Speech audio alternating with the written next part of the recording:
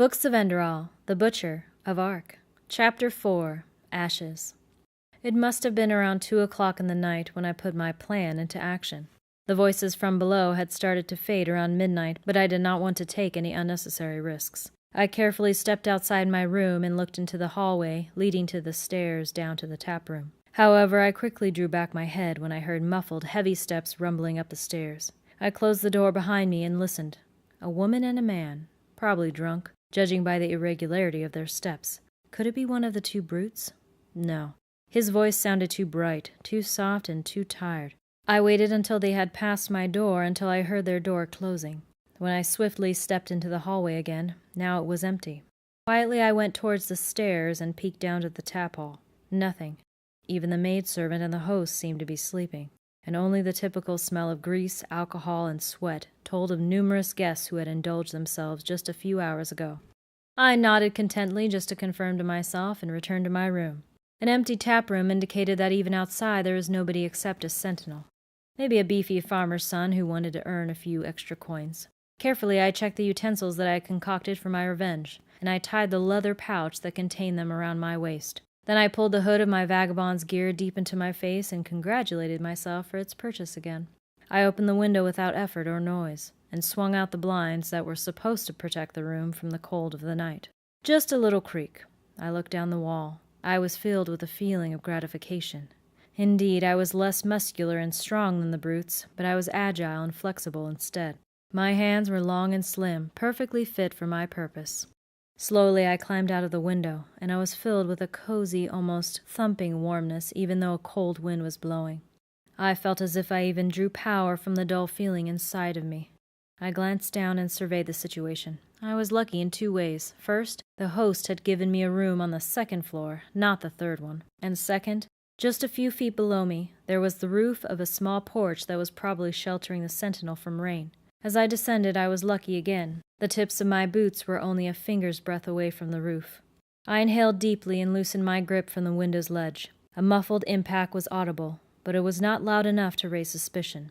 Now I had to be quick. Any second out here could be the moment that someone got aware of me. Quietly I walked along the porch and descended from the ledge. A gust of wind made my vagabond's garment flutter, just as if nature had decided to accentuate the scene. The stables where the brutes had put their horses were now in front of me. The building was an unremarkable extension of the tavern, standing in blue of the night in perfect silence. As I came closer, I heard the breath of horses, the scraping of hooves, and the crinkle of hay. Carefully I pulled the heavy iron grip at the door. It opened easily. You might well ask why an open stable door did not arouse any suspicion in me. Yet I was too consumed by the blazing determination that my bold plan of revenge had created, so I sneaked inside. Only 5 horses were in the stable, 2 of them sleeping. A gray nag in a compartment next to the door glanced at me with an expression that could have been called skepticism, but it soon continued chewing on the hay. It was not difficult to find the steeds of my tormentors, pitch black and muscular as they were. They stood at the very end of the horse-wing, in the chamber separated by a fragile wooden door. Now the moment had come. Cautiously I kneeled down at the compartment of the first steed near the manger. I was unable to fight a feeling of envy as I inspected the animal from up close. Even an amateur like me could see that it was a scraggy and rock stallion. For a while I quarreled with myself. Who were these men that could afford such noble horses? What would I be expecting if they ever got the scent of the fact that I was responsible for what was going to happen to them in the morning? Maybe all this is the first time in your life that you show courage. These 2 bastards have earned a lesson in humility. Of course, the voice was right. I was right. To recoil now would be an act of cowardice, a shame that I did not want to live with. Indeed, these 2 had earned a lesson in humility, and I was going to give it to them. My fingers slid into the leather pouch at my side, felt out the small file and pulled it out. Sheer-cap dust. The eponymous mushrooms usually grew in sparsely vegetated, stony landscapes, and the cliff that Fogville was situated on was such an area. The application of these fungi was one of the first things that Mother Pylea had taught me when I was a novice in the village. Mixing the dry powder with whisper tree resin resulted in a sticky pulp that considerably accelerated the healing rate if applied to an open wound. As the whisper trees grew in almost all areas of Enderal, except in the barren lands of Thalgard, the Northwind Mountains, and the Pinnacle Desert, it was highly advisable to take along a phial of concentrated sheer-cap powder on extended journeys. The small vessel provided protection from various ailments and afflictions. First of all, inflammation, to those who knew the right mixture ratio. However, the cap's powder had another effect that was unknown to the common people. If it reached the stomach of an unfortunate fellow in an excessive concentration, it triggered something that would be best described as a cascade of rage. Negative feelings such as grief, hate, and anger were amplified many times over. An irritable man would lose his temper even faster than usual. A gloomy, heartbroken woman would be suffering unbearably, leading to a full breakdown. The effect of concentrated shearcap powder mixed into a meal equaled the feelings that a trained psionic would evoke in his victims. The only difference was that the powder needed 7 or 8 hours to take effect. In this case, though, I welcomed the delay, as you can imagine. According to my plan, the two brutes, full of arrogance and pride, would be mounting their expensive stallions only to be thrown to the ground by the befuddled horses in full gallop. The horses would probably run away, leaving behind the primitives with considerable bruises or fractures. At that time I was shocked by the gratification, or rather lust, that the thought gave me. A smile formed to my lips as I opened the file and walked towards the sleeping horses. I did not have to search for long for the trough. It contained a pap of hay, smashed apples, and rancid water, most likely a meal that the splendid animals were not accustomed to, yet it was tasty enough to whet their appetite. I crouched down in front of the bucket that stood at the end of the hallway between the two compartments, poured 2 small heaps of the powder on my hand and mixed them into the food. Then I carried the trough to the compartment, waved it around in front of the horses, and murmured something I considered appropriate to smoothly wake up a warhorse. I did not have to wait long. Sluggishly, the first horse opened an eye and gave me an undefinable glance. Sleepily, it shook its head as if the mental classification of my presence meant too much effort at this late hour, fluttered its lips, and dipped its head into the trough. It's working. Damn it, it's working. The thrill of anticipation that had filled me when I entered the stable now mingled with a glowing feeling of triumph, and I felt more alive than ever. Strange indeed. There I was, a young priest about 30 winters, playing a prank on 2 brutes who had been bullying me. However, instead of feeling impish or cheeky, I saw myself as an impersonation of justice, an avenging angel who contributed to the betterment of humanity with his action. Well, so the circumstances fit into each other. And the first butterfly flew, as the veiled woman would say. I was so consumed in my satisfaction that I did not perceive my surroundings. I heard the heavy steps behind me only when it was too late. I felt a heavy paw on my shoulder. Startled, I turned my head, which was my first mistake. Now the buccaneer was able to identify my face, which before was hidden in darkness. He seemed to instantly realize what I was doing. "You lousy swine!" he snarled, half statement, half question. His breath, smelling of alcohol, was the last thing I smelled before he clasped his right fist into my face without waiting for a response. I heard a sharp snap and felt burning pain shooting up my head. The force of the blow threw me back so hard that I fell on the sparsely distributed pieces of hay on the floor. My head reverberated as if the pillars of the Sun Temple had burst asunder on it. "Miserable son of a whore!" I heard the buccaneer amid the noise. "Haven't you had enough? Have you?" Pain made me ache, and I tried to crawl forward. Instantly I felt an exploding pain in my right side as the giant thrust his rigid leather boot in my side. "Huh? What's your problem, you piece of crap?" he shouted, full of rage. "What is your damn problem?" Another thrust followed, now in my ribs. I heard them cracking noisily, and for a moment I was unable to breathe. I was foolish enough not to understand that the buccaneer's questions were not questions, but expressions of rage, so I held up my hand and tried to give an explanation for my presence here. As a result, his boot hit my head, and my face was dashed on the hard stone floor. I felt hot blood running down my forehead, my cheeks and my nose. Everything went black. Using the last of my strength, I crouched like a child in its mother's womb in order to better endure the force of his attacks. "You miserable fool," I thought. "You damn fool! He's gonna kill you, damn it! He's gonna kill you!" These thoughts crossed my mind over and over, and I expected his next kick. But no kick came. I was confused and, between the blood in my eyes, tried to recognize something in the dark. The giant had turned away from me and kneeled before his horse, worriedly caressing it. The soothing words he whispered to the animal made a stark contrast to the brutish crying that had accompanied his attack. He does not recognize me, I thought while in pain. He doesn't even recognize me as a threat. What happened next, and most importantly, what I felt, will be hard to put into words. I remember how I suddenly felt the leather sheath of my iron dagger. I had considered it to be smart to keep it disguised, and I carried it with me simply because I had forgotten to leave it in my room in the tavern. Everything happened faster than I was able to think, instinctively, like a beast.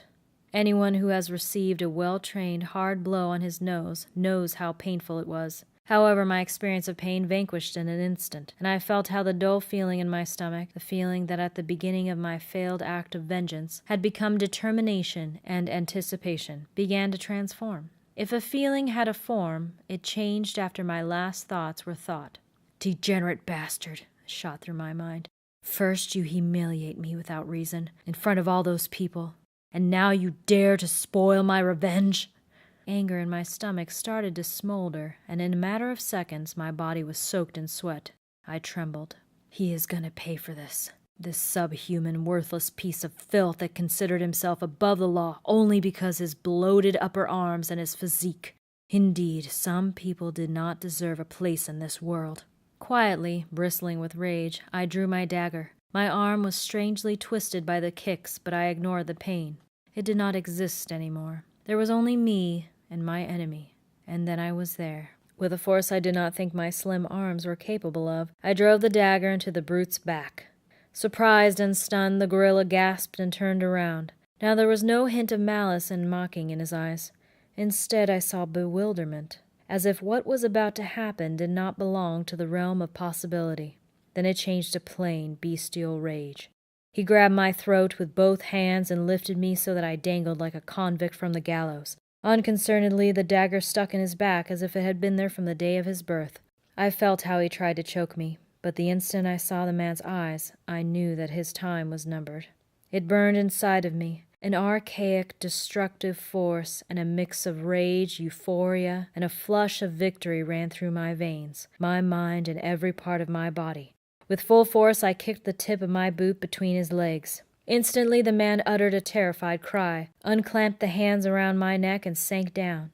I did not hesitate for a second. Quickly, I grabbed the dagger in his back and pulled it out vigorously, only to stab him again in a different place. This time I felt resistance, so I changed the angle of the weapon and turned it. The man roared. Now his voice did not sound human anymore. Weak and disoriented, he tried to fall backwards and throw himself on me, but it was in vain. "You dare evade your punishment," the voice in my head ranted. "After all you did to me, you dare to resist me, huh?" One more time I hit him with my dagger, and this time I drove it into his thigh. Again he staggered, gasping unintelligible words. This time he did not try to fight back. Instead, he sank to his knees and started to whimper. "He wants me to stop," it shot through my head, and an insane, triumphant grin filled my face. This piece of crap seriously wants mercy. However, I did not grant him mercy. Instead, I threw myself upon him and knocked him down to the floor. Now I kneeled over him, and for a short, quirky moment, I realized that the stranger who at this very moment had watched our silhouettes must have considered us a couple in love play. A laugh escaped my throat, and another, louder one.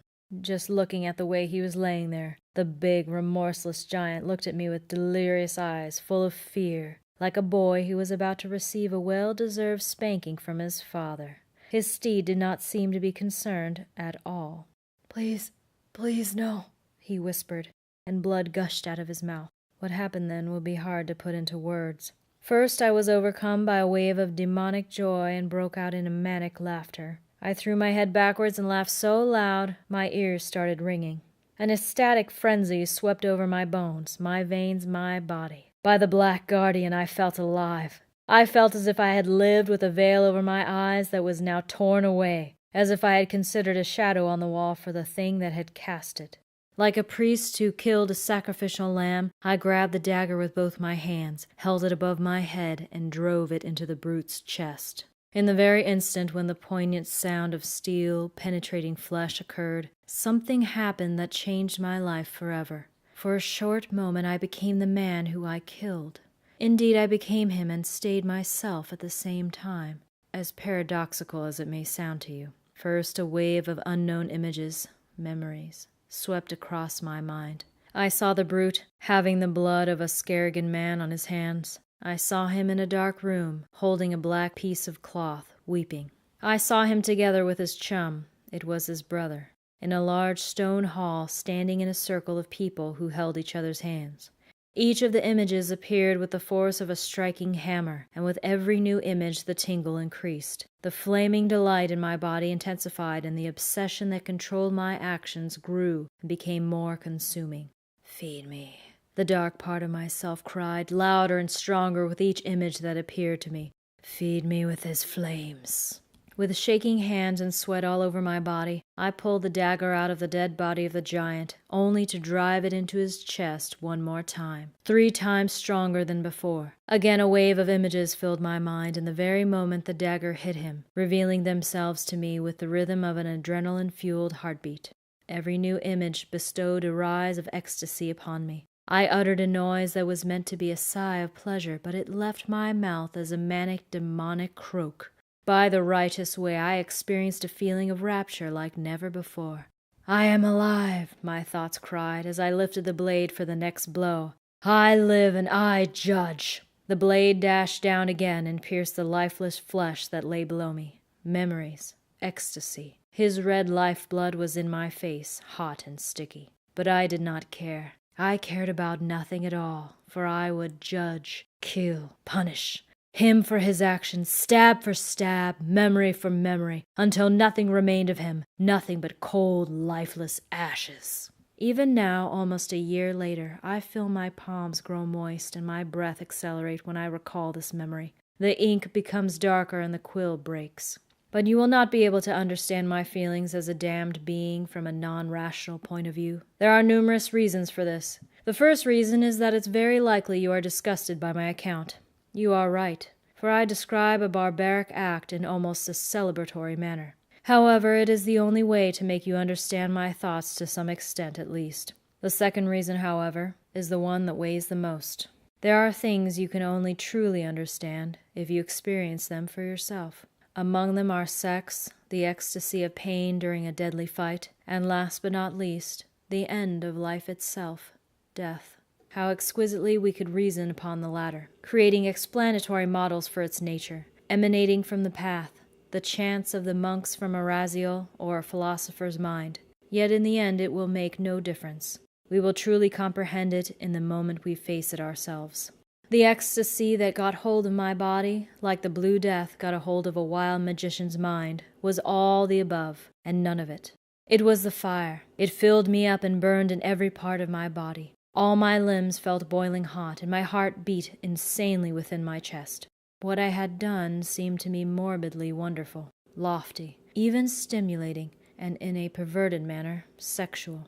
I did not believe for a second that I did anything wrong. No, there was no right or wrong. There was only me and the driving force inside of me, originating from somewhere apart from the gods, demons, and the laws of this world. I was judge. My will was my sword, and the man the convict. There was nothing more. All of my movements were instinctive, archaic, and pure. What I had done was nothing more than the consequences of intricate circumstances. Just like a wolf that tears apart a lamb, I only did what I, J.L., Tanner's son, had to do in this moment, at least until the fire expired. How late might it have been? The cock's crow had not sounded yet, but a few birds chirped in the dense forest next to the fields of wheat. One of the steeds was still sleeping, defying the laws of sound. The other one just scraped its hooves impatiently on the hay-covered ground. I had not moved a bit from my final stab. The man who some hours ago mocked me lay below me, battered and disfigured. The dark blood on my hands had started to dry. Unmoving and rigid as a wax doll, I kneeled above my work. At one point I felt something like a zenith. As mentioned earlier, I had felt more burning and ecstatic with every stab. The flames inside me had grown and grown. Then I felt as if an enormous, infernal pillar of flames shot up from my stomach into my eyes, blazing hot and searing. After that, my reason started to return. Less and less I thought with a diffused voice in my mind. More and more I became J.L. Tanner's son again, born in Fogville, a pathless priest and murderer. I realized what I had done, but like a warrior after a nerve-wracking battle, my mind and body were too weak, and I was unable to think straight. So I dropped the dagger, put my head back, and closed my eyes and listened to the silence. 10 minutes passed, 15, half an hour. Only when I heard the steps nearing the stable I broke free from my rigor, but I was unable to act accordingly. A good boy wipes off the dirt from his plate shot through my head all of a sudden. Slowly I turned my gaze. It was the buccaneer's chum. For a short moment the fire started to glow inside me again, and I smiled an almost indulgent smile at the man who stared at the carnage in disbelief. Then it disappeared, too tired, too weak, sated. The brute's hand started to move towards his sword, slowly and lethargically. Suddenly he broke down with a choked, dead groan. I blinked, too apathetic to fully comprehend what just happened. A dark shape, veiled in shadows, stood like a statue behind the collapsed body at the entrance. It then started to move and approached me. The silver beam of a moon that was almost defeated by the sun shed light on the face of the figure. It was the bow. Some steps in front of me he halted and stemmed his hands against his hips. He appeared to me like a docker who examined the payload that had to be carried from the ship to the wharf in hours of hard work. He smiled, engaging, perceptive and scornful. "You actually have it," he spoke in a pleasant baritone, fascinated. "What?" The beau laughed. "Well, what?" He paused and for a moment seemed to look right through me. Then his eyes met mine again, and I perceived in them a curious change that I was unable to comprehend at the time. The fire.